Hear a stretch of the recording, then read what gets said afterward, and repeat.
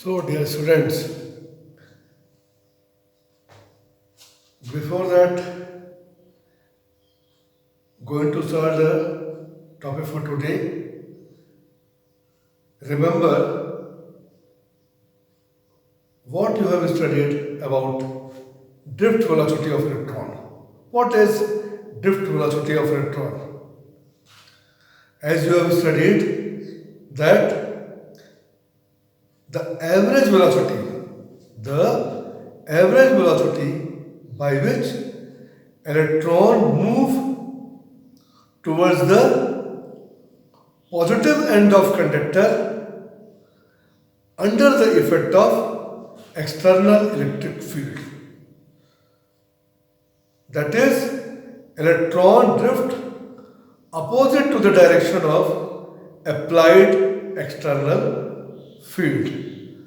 So, electron drift towards the positive end of the conductor with average velocity known as drift velocity Vd.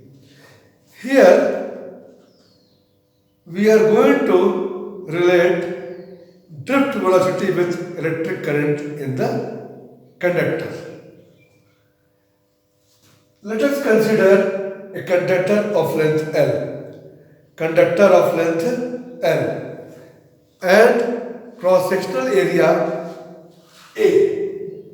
Capital A. Capital A is the uniform cross-sectional area of conductor. L is the length of conductor. Across conductor, we have applied potential difference V. This V potential difference set up electric field inside the conductor, which is given as E is equal to V upon L. E is the electric field set up in the conductor due to applied potential difference V across the conductor. E is equal to V upon L because you know very well the relation between electric field and electric potential difference. Now here free electrons move or drift opposite to the direction of electric field. Free electrons move opposite in the conductor. Free electrons in the conductor move opposite to the direction of electric field with average drift velocity Vd.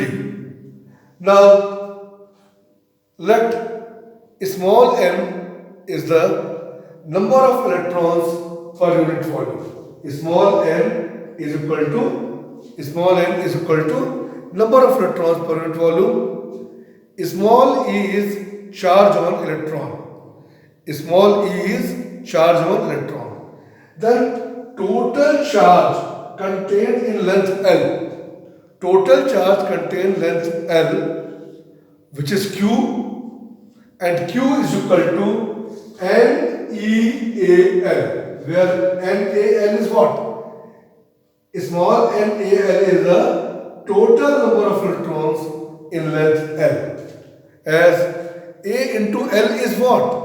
Actually, A into L is the volume of conductor. A into L. As you know that wire is cylindrical and the volume of cylinder is base area into height. Base area into height. So here height is being considered as length of conductor. Length of conductor is L and cross-sectional area A. So volume of this conductor will be A into L. And small n is what? Number of electrons per unit volume. Number of electrons in unit volume. So total number of electrons in length L is NaL. Therefore total charge in length L of conductor is NeAl. NeAl, where small e is the charge on electron. Now what is 3 here? As you see that electron enter from right end of conductor, pass through the conductor and reaches at the left end of conductor. Electrons enter from right end of conductor, passes through conductor and reaches reaches left hand, reaches left hand. Here t is what? T is the time taken in covering distance L by electron. T is what? Time taken by electrons in covering distance L. And so time t is equal to distance upon Vd. Distance upon Vd, average viscosity. Now electric current, as you know that for the definition of electric current, I is equal to Q upon T. I is equal to Q upon T. By putting the values of Q and T, Q is equal to NEL, T is equal to L upon Vt, we get I is equal to N small e A Vt. So this is the required relation between electric current and drift velocity. So if in examination, in board exam, the question is asked, establish a relationship between electric current and drift velocity, then in this particular manner, you have to derive the same. So dear students, I hope that today's topic will be clear to all of you, and you can see that this derivation is very, very simple. Very, very simple, asked many times in various board exams. Actually, students, my lecture is not only for CBSE board.